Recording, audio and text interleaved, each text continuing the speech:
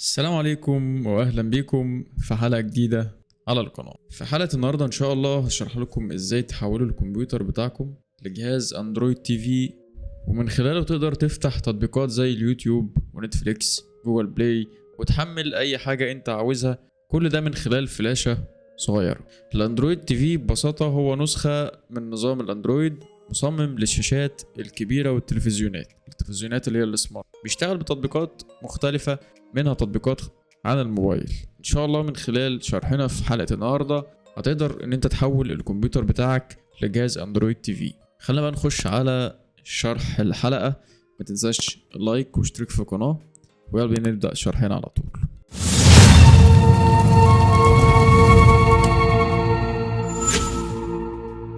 طبعا زي ما انتم متعودين في بداية كل فيديو ان انا بكلمكم عن الملفات اللي احنا هنحملها. الثلاث ملفات دول هتلاقيهم في وصف الفيديو، منهم برنامج روفوس، وده الملف الخاص بالنظام، وده الملف اللي هو المفروض ان هو هيحفظ بياناتك. محتاجين بس الفلاشة، هتوصل الفلاشة بتاعتك في الكمبيوتر وتفتح برنامج روفوس كمسؤول.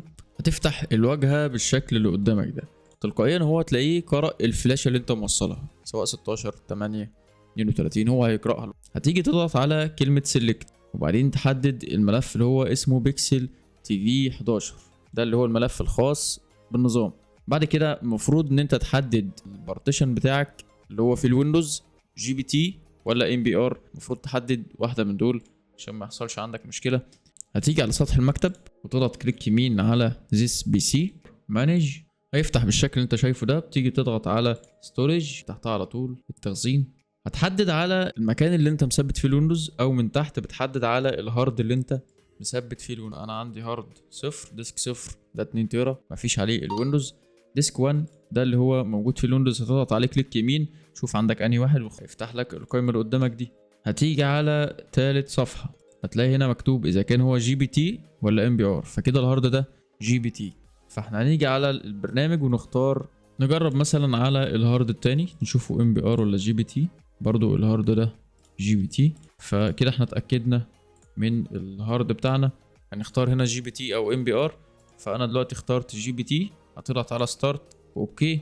بعد كده هيجي لك رسالة تحذيرية ان كل البيانات اللي موجودة على الفلاشة بتاعتك هتتحذف زي الرسالة اللي انت شفتها. هتضغط على اوكي، هيبدأ ان هو يحذف البيانات ويحذف البارتيشن بتاع الفلاشة ويبدأ يهيئها من جديد. فالخطوة دي هتاخد يعني تقريبا 5 دقايق 10 دقايق. فانزلوا اضغطوا لايك للفيديو واشتركوا في القناه لو لسه اول مره تشوفوني، عشان لما انزل فيديوهات جديده وهجي لكم ان شاء الله بعد ما تخلص حرق على الفلاش. وبكده يكون خلاص النظام اتحرق على الفلاشه.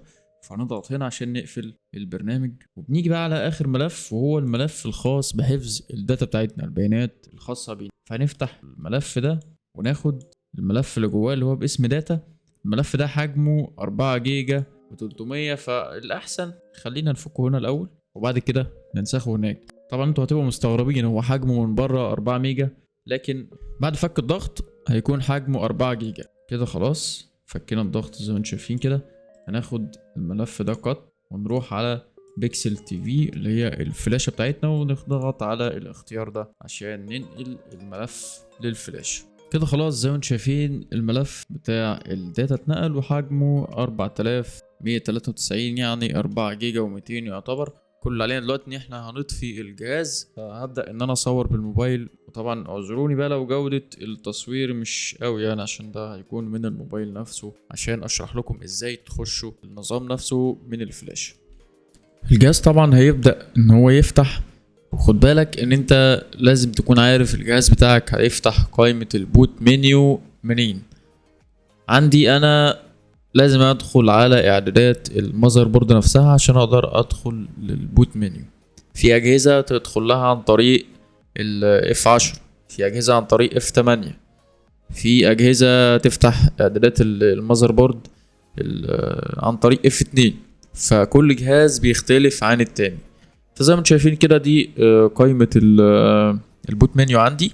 انا طبعا دخلت لاعدادات المذر بورد عشان اقدر اخش القائمة دي الطريقة الوحيدة عندي في الجهاز بتاعي عشان ادخل على قائمة البوت منيو. بيبقى ظاهر فيها في القائمة دي كل الهاردات اللي موجودة في الجهاز، سواء M2 SSD HDD ايا كان.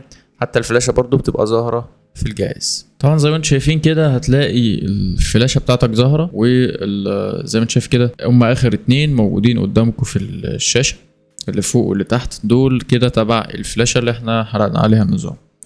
هنختار اول واحدة اللي هي مكتوب في اولها UEFI، ولو ما نفعتش دي عادي راستر الجهاز وخش برضو لنفس القائمة، قائمة البوت منيو، واختار الاختيار التاني. بعد كده هيفتح لك القائمة اللي قدامك دي.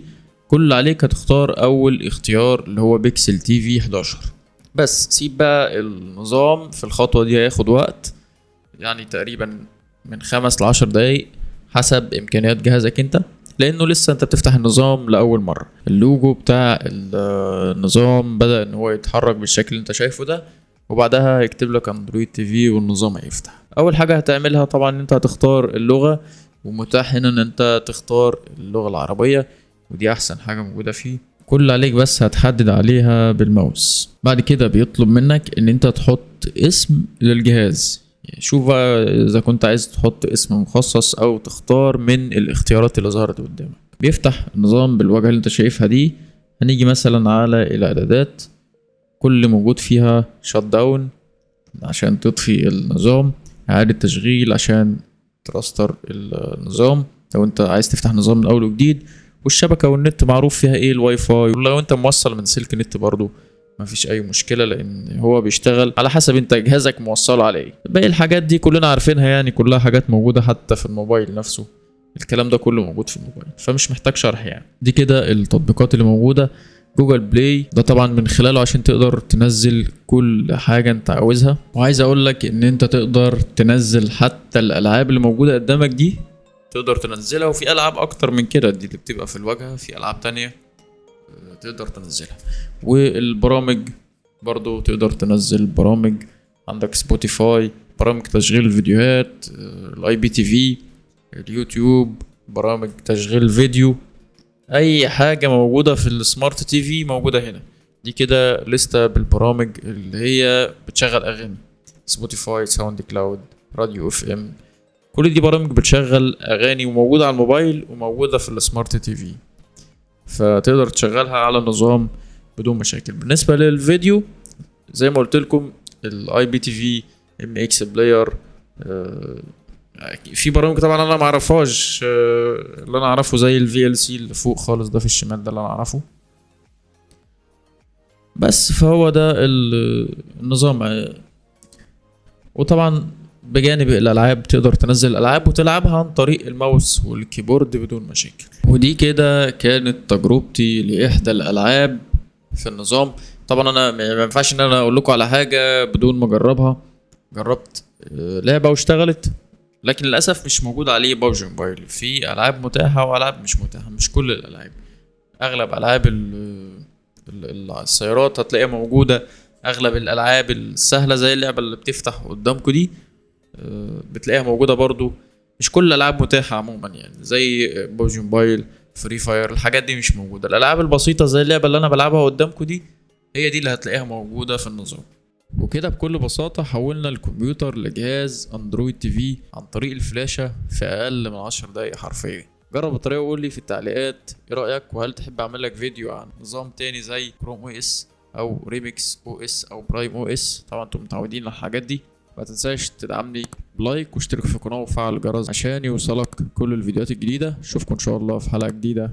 السلام عليكم.